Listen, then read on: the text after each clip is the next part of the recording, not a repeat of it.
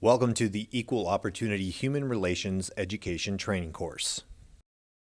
The objective of Human Relations Education Training is for you to recognize that awareness of and involvement in positive human relations are essential to mission readiness.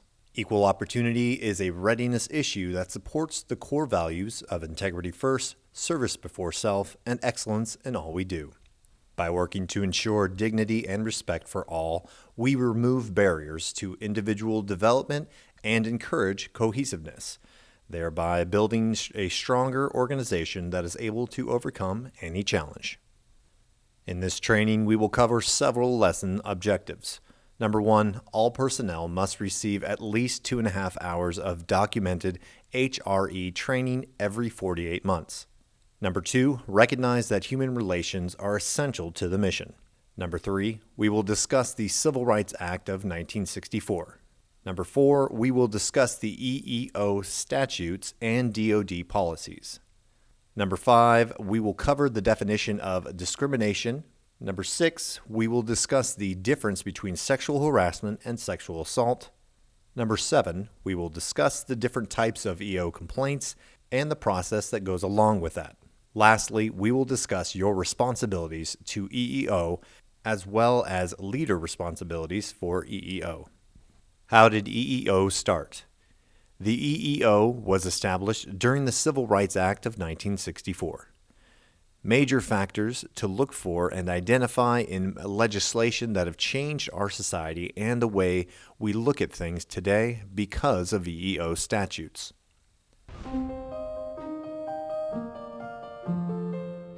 On that day, President Lyndon B. Johnson signed into law landmark legislation protecting the basic rights of minorities. The Civil Rights Act of 1964 prohibited racial discrimination in employment and education, and outlawed racial segregation in all public places and most private businesses. Its purpose is not to divide, but to end divisions. Divisions which have lasted all too long. In the years prior to the Act's passage, the civil rights movement had been steadily gaining strength.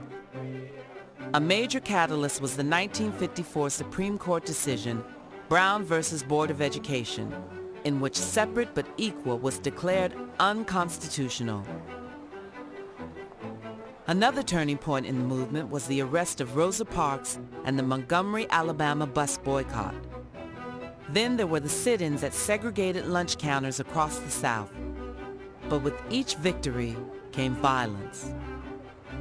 By the time President John F. Kennedy introduced his Civil Rights Bill in June of 1963, racial tensions were at the breaking point.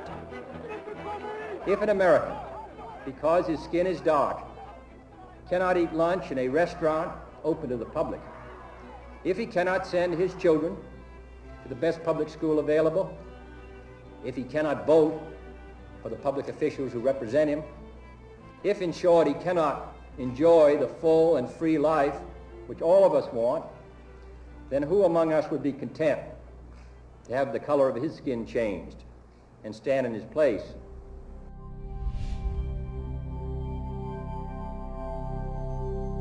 JFK's assassination that November put the pressure of its passage squarely on his successor's shoulders. President Johnson fervently took up the cause. Southern Democrats in the Senate tried to talk the bill to death, but Johnson's powers of persuasion finally won out. The bill narrowly passed and became law on July 2, 1964.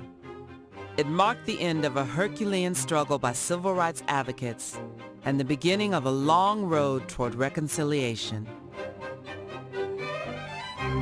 EEO statutes and DoD policies.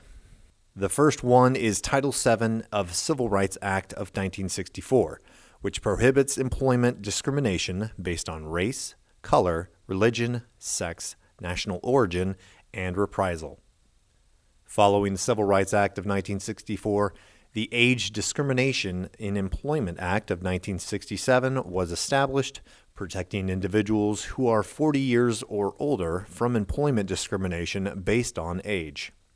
It is unlawful to discriminate against a person because of his or her age with respect to any term, condition, or privilege of employment, including firing, promotion, layoff, compensation, benefits, job assessments, and training. Lastly, we will cover the Americans with Disabilities Act of 1990.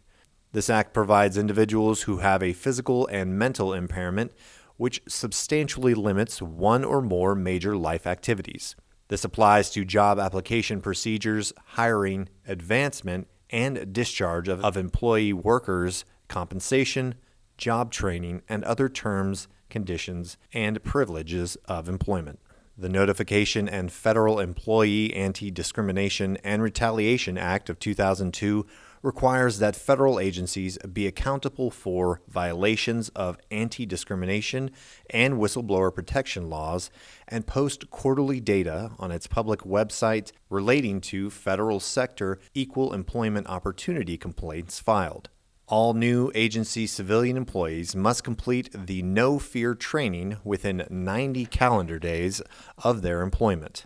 Additionally, training must be completed every 2 years by the employees and military members who supervise civilian employees. Dissident and protest activities. DoD policy states that military personnel must not actively advocate supremacist doctrine, ideology, or causes, including those that advance, encourage, or advocate illegal discrimination based on race, creed, color, religion, ethnicity, national origin, sex, or sexual orientation, or that advance, encourage, or advocate the use of force, violence, or to otherwise advance efforts to deprive individuals of their civil rights.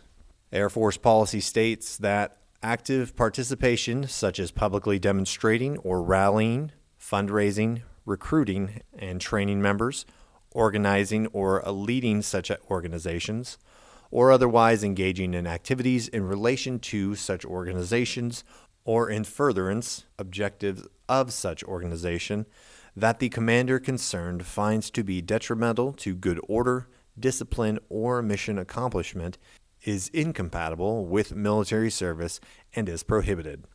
DoD policy specific to EO is established to promote an environment free from personal, social, or institutional barriers that prevent service members from rising to the highest level of responsibility possible. Service members shall be evaluated only on individual merit, fitness, and capability. All service members and their families will be afforded equal opportunity in an environment free from harassment and unlawful discrimination on the basis of race, color, national origin, religion, sex, or sexual orientation. Air Force policy states that it is against Air Force policy for any military member to unlawfully discriminate against, harass, intimidate, or threaten another military member on the basis of race, color, religion, sex, national origin, or sexual orientation. Additionally, it is against Air Force policy for any airman, military or civilian, to discriminate against any civilian employee on the basis of race, color, religion, sex, national origin, age, disability, reprisal, or genetic information. Our primary goal of the 189th Airlift Wing Equal Opportunity Office is to improve mission effectiveness by helping to promote an environment free from personal, social, and institutional barriers. We have zero tolerance for discrimination. Discrimination. What is it? Discrimination means treating some people differently from others. Discrimination is not only wrong, but it endangers our society as a whole. When we make distinctions solely based on race, color, religion, national origin, sex, and sexual orientation, and not by performance abilities, we inevitably prepare ourselves and our organizations for failure. There are many types of discrimination. One can discriminate based on race, color, national origin, religion, sex, and sexual orientation. Some types of discrimination are applied to civilian personnel only. These types of discrimination are age, disability, equal pay, genetic information, and pregnancy. Let's talk about race and color discrimination. Race discrimination involves treating someone such as an applicant or employee unfavorably because he or she is of a certain race or because of personal characteristics associated with race, such as hair texture, skin color, or certain facial features. Color discrimination involves treating someone unfavorably because of skin color complexion. Race and color discrimination can also involve treating someone unfavorably because the person is married to or associated with a person of a certain race or color.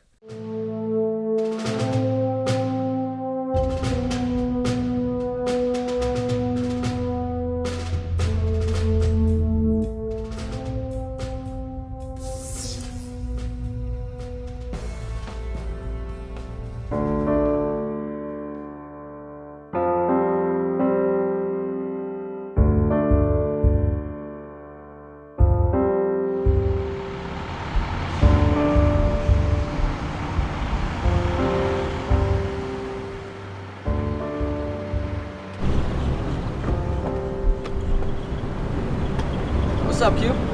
Hey, what's up, man? How's it going? Not much, man. I haven't seen you around the past couple of days. Where you been? Just got back from leave, man. What's been going on in the shop? I got stuck with ditch duty for the third time this week. Ditch duty again? Are you kidding me? Yeah, man. Man, that must be Ryder. He's always out to get Hispanics and blacks, man. I mean, everyone jokes that he's racist against Hispanics, but I mean, like, is it really true? Yeah, man. Since I've been here for the past couple years, I've only seen him give the jobs to blacks and Hispanics, not the good jobs either. If you think he's targeting you, you're not the first person to complain, so I'll go talk to Commander Jackson. I mean, honestly.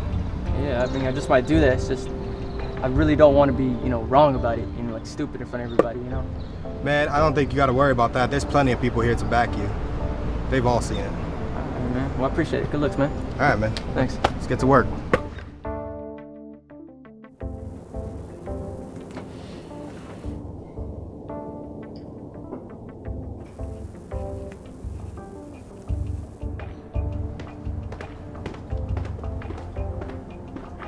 Eddie, So Sergeant. I've been hearing a few things from some of the men lately. There seems to be a perception that all the hand-dig-only jobs are getting assigned to minority members only. I really think that's a misunderstanding, sir. I need certified equipment operators on the heavy equipment, and the manual labor jobs are all that I have left to give to those personnel. No. The misunderstanding's with you, Sergeant. I need every member of this unit qualified on every piece of equipment. Then there's no excuse for who's doing manual labor jobs and who's operating equipment. In this unit, everyone carries their weight equally. Of course, sir, I understand. I'll look into that immediately.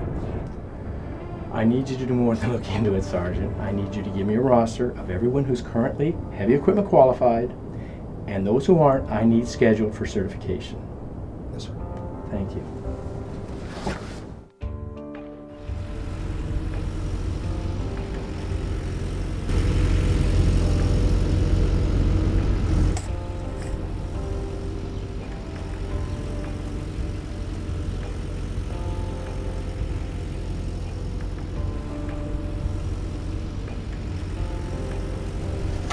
Looks like Sergeant Ryder got you again, huh? Yeah, man. Second time this week I'm on this ditch duty. Same old Ryder, huh? Yeah, well, actually, I'm not going to be here much longer. What are you talking about? You ever heard? Nah, what's going on? Yeah, man, I got orders. Orders where? I got orders TDY to heavy operator school. No kidding, huh? No Who kidding. put you in for that? Guess. Commander? Sergeant Ryder. No, you're kidding. Sergeant Ryder. Really? Yeah. Man, I guess he's not so bad after all. I guess not. I mean, it's starting to look like we're all going to do the same work around here. Good, it's about time some change came around here. Yeah, Let me help you over here so we go to lunch. Yeah, let's do it. Race discrimination can result from any action affecting an individual which is based on race and has no basis on the individual capabilities or merits or to the concrete behavior of the individual. Discrimination can be fostered by our preconceived stereotypes developed from our values and belief systems and perceived capabilities of different members. It can also occur from a lack of awareness of different cultures, traditions, or customs. The impacts of race discrimination are similar to those of other types of discrimination and can include increased polarization among members, limited diversity in leadership positions, undermined respect and trust, decreased teamwork and morale, fractured unit cohesion, members feeling they have fewer opportunities and future progression in the organization. Some strategies to address race discrimination are: know and understand what constitutes overt, covert, and subtle behaviors and how they can lead to discrimination or the perception that it is occurring. Intervene early when you identify inappropriate behaviors. Develop targeted strategies to ensure racial prejudice and racism at the individual, community, and institutional levels are eliminated. Identify and eliminate barriers that restrict members from being afforded the same opportunities for training, recognition, and advancement. Recognize decisions that can impact members differently and resolve those that do. Select the best qualified members for advancement. Host multicultural events to increase awareness, understanding, and team building. This is not an exhaustive list of solutions available to leaders.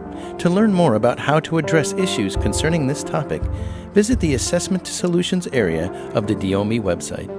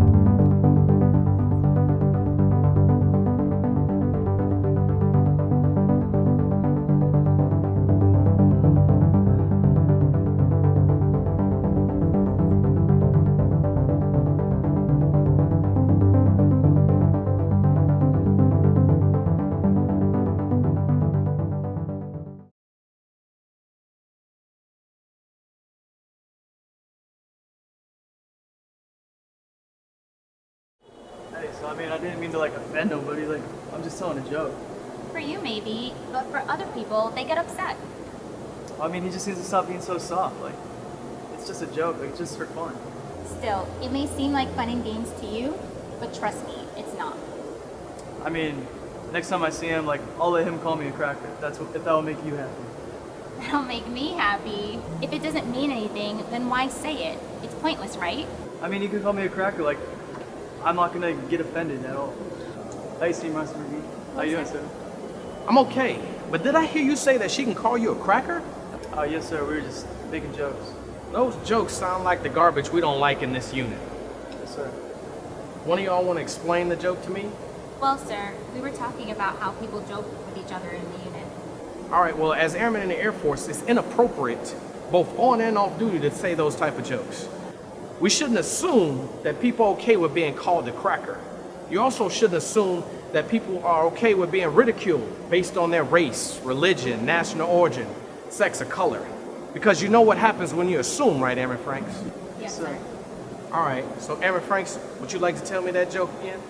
No, sir, I'd rather not. All right, well then I don't want you to share that with anyone else. Am I understood? Yes, sir, 100%. All right, good. Expressing racist behaviors can take many forms to include name-calling, using derogatory terms, making stereotypical statements or jokes about a particular ethnic or cultural group, to mimicking accents, actions, or gestures. Some may believe these are innocuous behaviors and find them funny or humorous. They are not. Their continued acceptance and use can foster a harassing, offensive, and hostile environment detrimental to unit cohesion and effectiveness. The effects of accepting racist behaviors include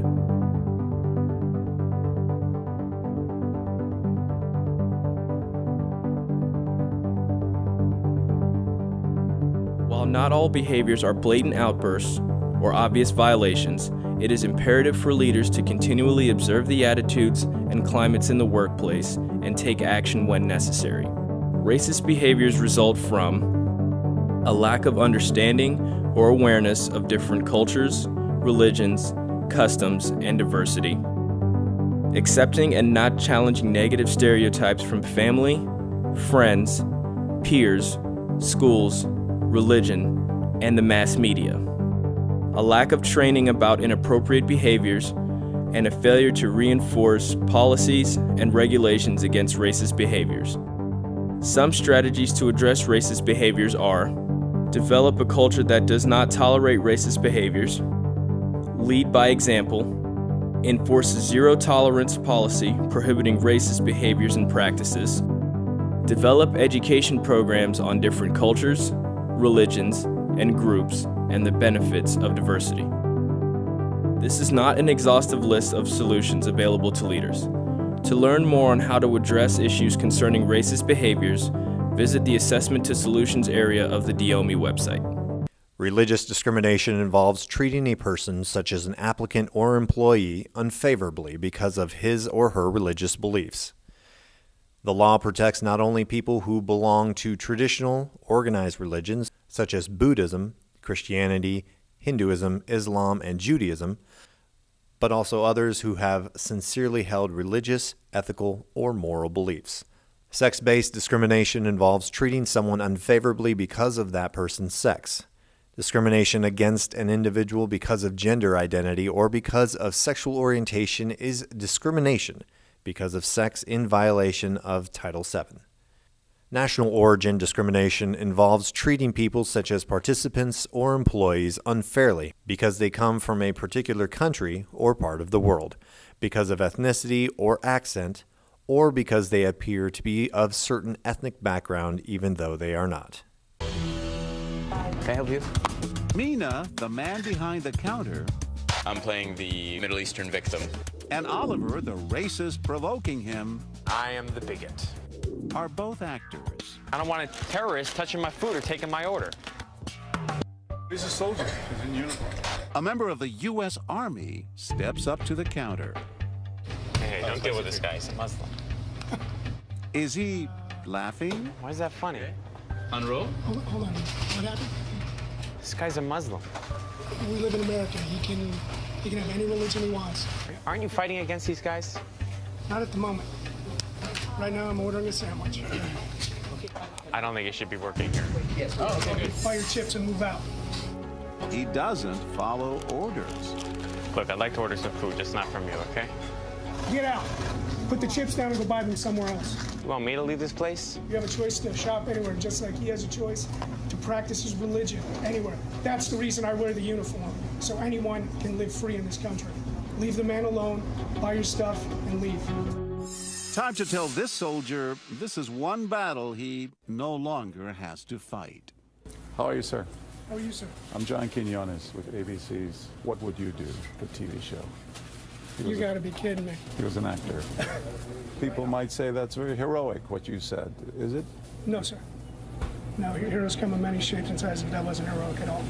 It was just being a person and standing up for someone else. What principles were you defending? Everyone's inalienable rights. Everyone's. Everyone's in this country. If you're Muslim? It doesn't matter to me, sir. If you're an American, you're an American, period.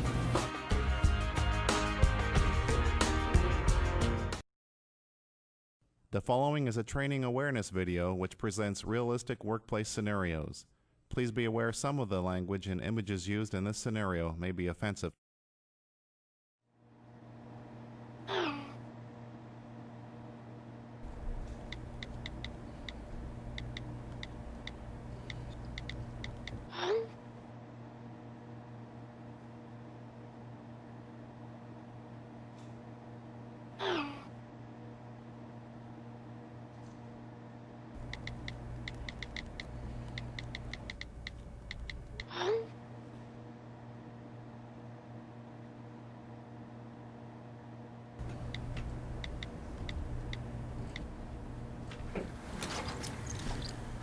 Hey, what's up, big dog? What's Bruce Lee's favorite drink? You know, I don't know. What the? Hey, how's it going on those charts? You know, those J6 charts you got? Well, they oh, look at young Shaolin. Man, he's a big guy. Man, what is he? What is kung fu? What is he? What belt is he? Hell, you don't even have a belt in kung fu, do you? No, like I've told you before, I don't study martial arts. I never have, and I never will. How many bricks can he break? Probably not as much of his own man, huh? Whoa! Oh, almost got you. Almost got the Grand Master. Look, I wasn't gonna hit you. I'm gonna get sidekicked all over the office. Hey, let me know when you get those charts, all right?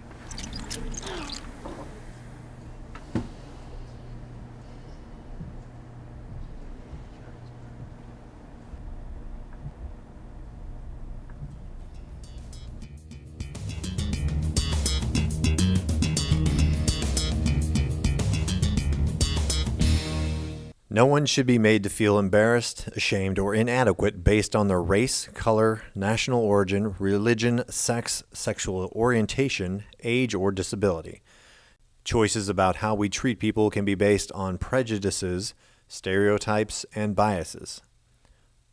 Our choices should be based on how we would want to be treated with dignity and respect.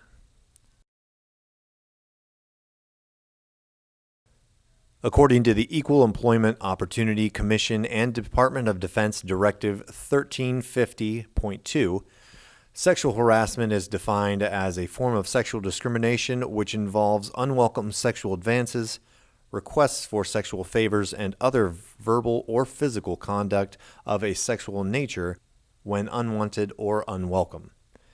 This happens when submission to such conduct is made either explicitly or implicitly a term or condition of an individual's employment, also known as quid pro quo.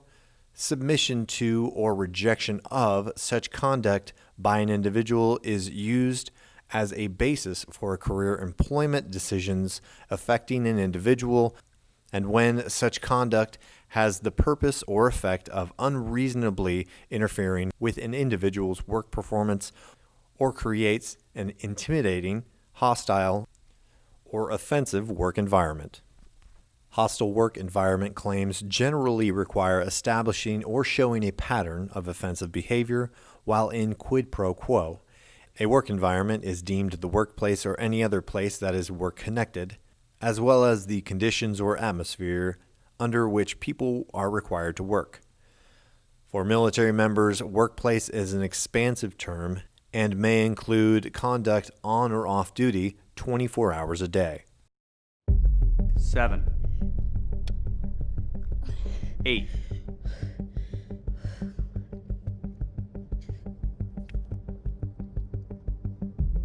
9, 10.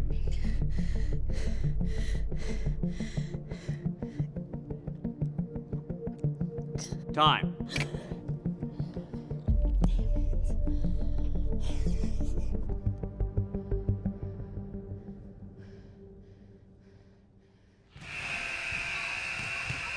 Look sharp, Specialist. Hey, Sergeant. Sorry. I failed the PT test again. I just can't get through the push-ups. How many times is that now? Twice. I'm bound for Special Pops. I don't know what else I can do now. Maybe we can work something out. I'm in charge of the PT test next Thursday for all these yahoos who were AWOL today. You can try again. In fact, I'll make you a deal. What kind of deal? You have a fierce little side in you, Sibley. I'd like to see more of it. Sergeant?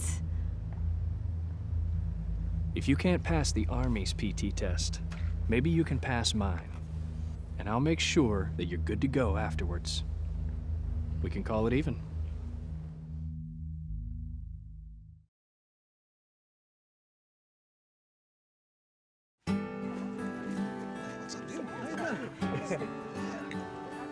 Hey, Millsy, can you hand me a burger? Yeah, dude, trade you for a beer. All right. Hey, did you guys hear about the new LT that just transferred from Fort Hood? I saw him at battalion headquarters yesterday checking in.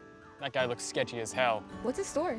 Dude, a friend of mine, he was in his battalion at Hood, sent me a message telling me the whole deal. Freaking hilarious story. Get this, he goes to a party, gets overserved, passes out, so a couple of the guys there, they decide to shave his crotch and cover him in maple syrup. It's great. They bring the dog in and get him to lick him down there. Yeah. That's absolutely disgusting. But hilarious. What an idiot. Maybe we'll dub him Sweet Crotch.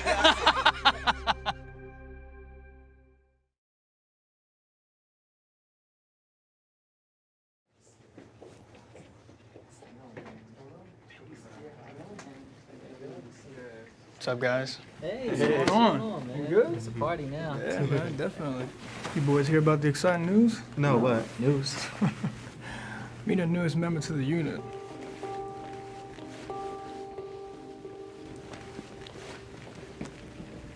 Damn, she's fine. That's crazy.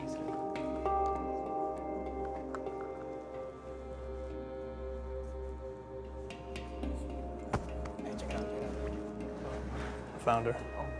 Say, bro.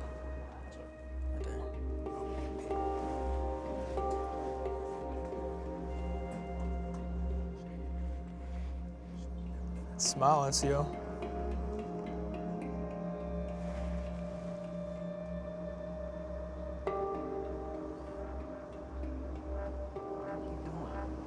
I should get her attention. Wait. Trying to get her attention. What? Right there.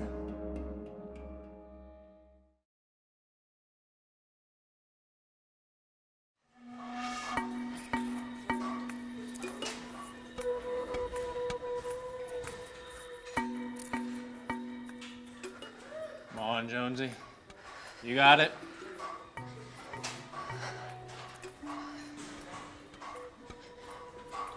I gotcha. Keep pushing.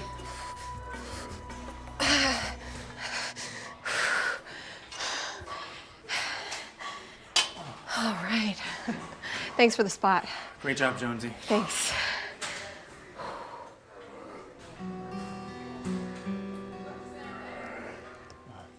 Good workout? Whoa. Hey, listen, Nichols. You need to be more careful with how you're touching Jones in the spotting. It's easy to cross the line. You know what kind of trouble that can lead to. But I wasn't. Just be careful. All right, Sarge.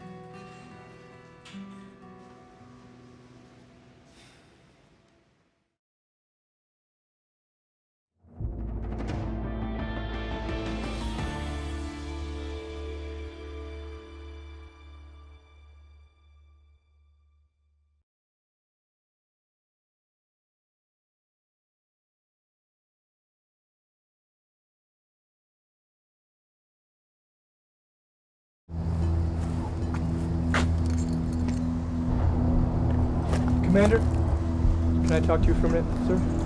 Look, you can't possibly think you're gonna talk your way out of this. Sir, I know I've been in trouble before, but I wasn't involved in this.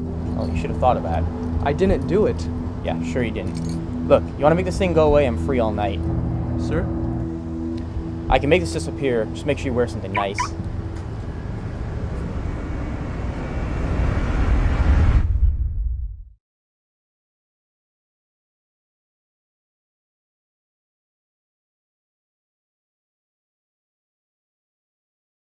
Are verbal.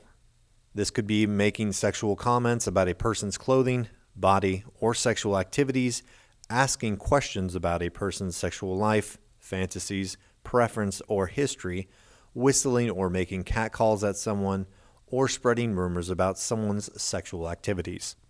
Nonverbal examples of sexual harassment include paying unwanted attention to someone by staring at their body, following or blocking a person's path, displaying sexually suggestive visuals such as centerfolds, calendars, cartoons, and more, sharing sexually oriented entertainment in organizations, base facilities, or officially sanctioned functions, and offering sexually suggestive gestures with hands or through body movement such as blowing kisses, licking lips, winking, grabbing crotch, lowering pants, raising skirts, and more.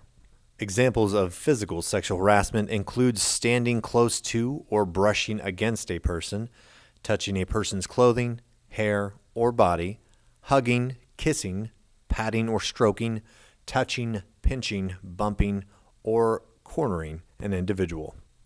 Behaviors of physical harassment may offend third parties, even though they may not be directly engaged in the discussion. There is a fine line between sexual harassment and sexual assault. You already know the definition of sexual harassment. Let's review the definition of sexual assault. Sexual assault is intentional sexual contact characterized by use of force, physical threat, or abuse of authority, or when the victim does not or cannot consent. The mention of this definition is to quickly show the difference between harassment and assault. If you have questions about sexual assault, please contact the local sexual assault response coordinator. Military complaints. Members are encouraged to use the chain of command starting at the lowest level within their organization to identify and correct unlawful discriminatory practices. This includes processing and resolving complaints of unlawful discrimination and sexual harassment. There are two options available to address concerns: informal and formal. Informal complaints require the individual to resolve the complaints on his or her own, request intervention from a coworker, use the chain of command, or use alternate dispute resolution.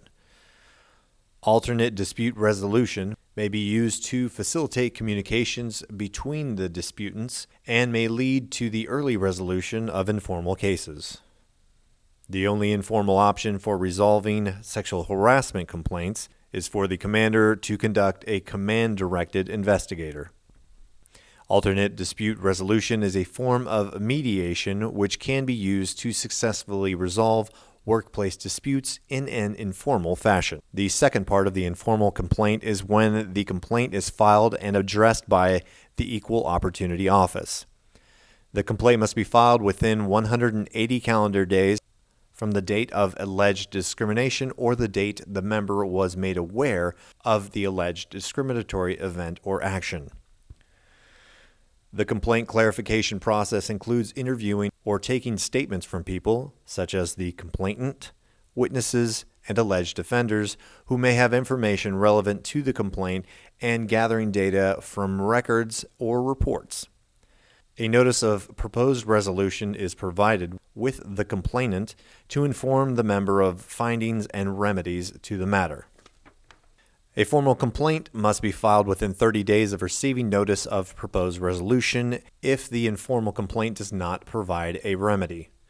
When this occurs, the National Guard Bureau Equal Opportunity Office will be the lead office for directing the process, and an inquiry officer will be appointed to complete the investigation.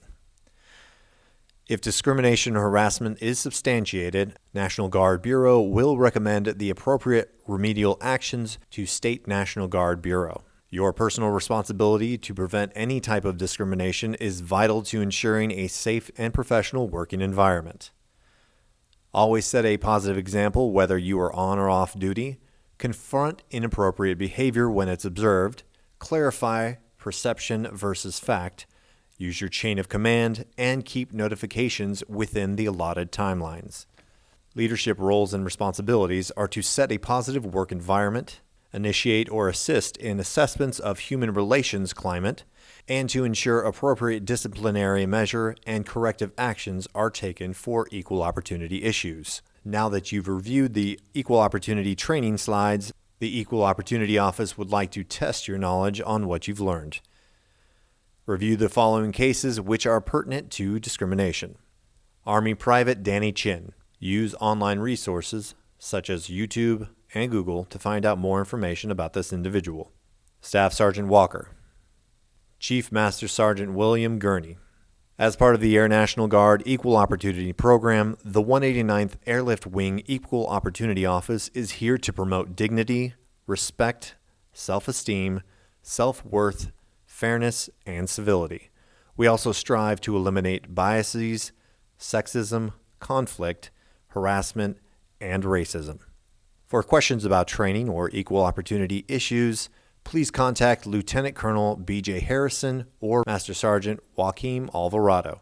The following equal opportunity and Department of Defense references and instruction to policies were used to create the information in this training event. This 2-hour mandatory training must be completed every 4 years. Please use integrity when confirming you have finished the training.